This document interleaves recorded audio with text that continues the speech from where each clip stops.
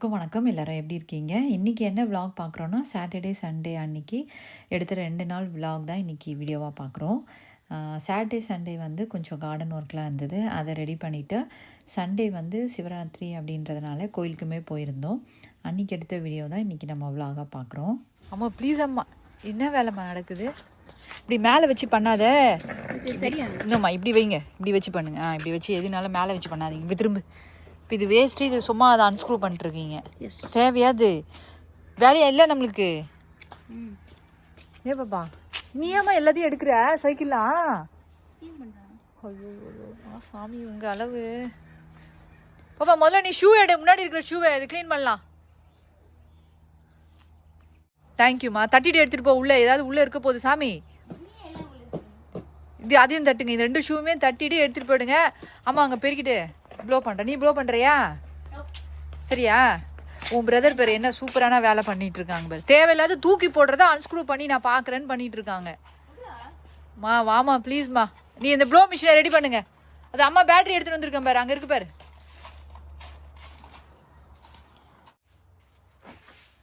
பொங்கலுக்கு அப்புறம் இந்த பக்கம் முன்னாடி பார்த்திங்கன்னா பெருசாக எதுவும் க்ளீன் பண்ணலை. அதனால் குப்பை கொஞ்சம் நிறைய சேர்ந்த மாதிரி இருந்ததுனால முன்னாடி திரும்ப அந்த திங்ஸ் எல்லாம் கொஞ்சம் எடுத்து வச்சு பெருக்கிட்டு ப்ளோ பண்ணிவிட்டு, எதுக்கு பெருக்கிறேன் அப்படின்னு பார்த்திங்கன்னா, கொஞ்சம் ஒட்டடெல்லாம் இருக்குது.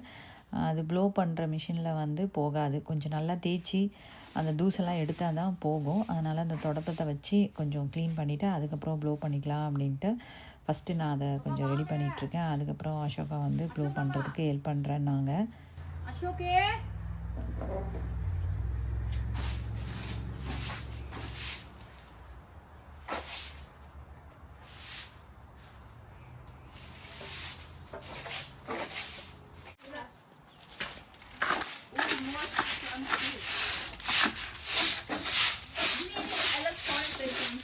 எல்லாம் பெருக்கிட்டு பாப்பா அதுக்கப்புறம் ப்ளோ பண்ணலாம்.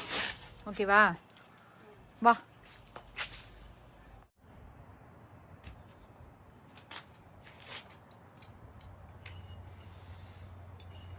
ஏமா அசோகாமா, அசோகே இங்க வா சாமி. அதெல்லாம் பண்ண வேணாம், ஒன்று ஒன்றா பண்ணலாமா? இந்த ப்ளோ மிஷின் எடுத்துட்டு வாங்க. சரி, உடனே ப்ளோ பண்ணலாமா? ஓகே. என்ன ப்ளோ பண்ணிட்டு அப்புறம் வேற யார் பண்றது? உன்னை யார் ட்ராப் பண்றது? ஏப்பட்ட சைக்கிள் எதுக்கு விட்டீங்க? இப்போ கொஞ்சம் விண்டர்லாம் முடிஞ்சு ஸ்ப்ரிங் ஸ்டார்ட் ஆகிற ஸ்டேஜில் இருக்கிறதுனால இந்த மாதிரி பூச்செடிலாம் வந்து நல்லா பூத்து காய ஆரம்பிச்சிருப்பாங்க. அதெல்லாம் எல்லாத்தையும் ட்ரிம் பண்ணி விட்டுட்டோம் அப்படின்னா ஸ்ப்ரிங் சீசன் அப்போது நல்லா துளுக்க ஆரம்பிப்பாங்க. இது எல்லாத்தையும் நல்லா ஒட்டை கட் பண்ணிவிட்டு மருந்து போடலாம் அப்படின்றதுக்காக தான் இதுவுமே ரெடி பண்ணிகிட்ருக்கேன். எல்லாத்தையும் அது அங்கே எடுத்து போய் போடுங்க, அங்கே க்ளீன் பண்ணலாம். இந்த வீடெலாம் எல்லாத்தையும் இது பண்ணோம் தாங்க. அம்மா செடி மேலே போடாதம்மா, மருந்தெல்லாம் போடணும். அம்மா ப்ளீஸ் அம்மா, மருந்தெல்லாம் போடணும். இங்கே பெருக்கி எவ்வளோ நல்லா இல்லை பாருங்களா.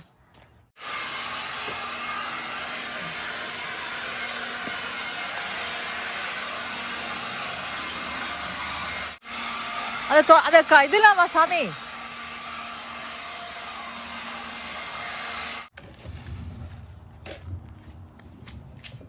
Good job baby. இப்போ அந்த ட்ராஷ் இந்த மாதிரி கார்டன் வேஸ்டேஜ்லாம் எடுத்து போடுறதுக்கு க்ரீன் கலரில் இருக்கும் அந்த ட்ராஷ் பின்னு. அதில் எடுத்து நம்ம இது எடுத்து போட்டுருவோம். தேங்க்யூடி.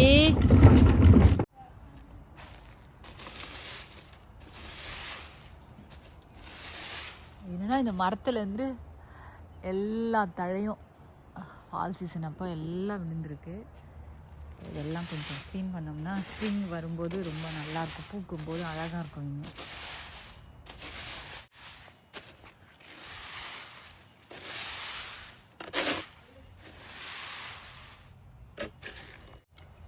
ஃபுல்லாக க்ளீன் பண்ணணும். இந்த மாதிரி அந்த இலையெல்லாம் எல்லாத்தையும் தள்ளிட்டு க்ளீன் பண்ணால் இங்கே கொஞ்சம் க்ளீன் ஆகும். அப்புறம் அந்த ரோஸ்லாம் வந்து ட்ரிம் பண்ணி செடிக்கு மருந்தெல்லாம் வைக்கணும் நம்ம.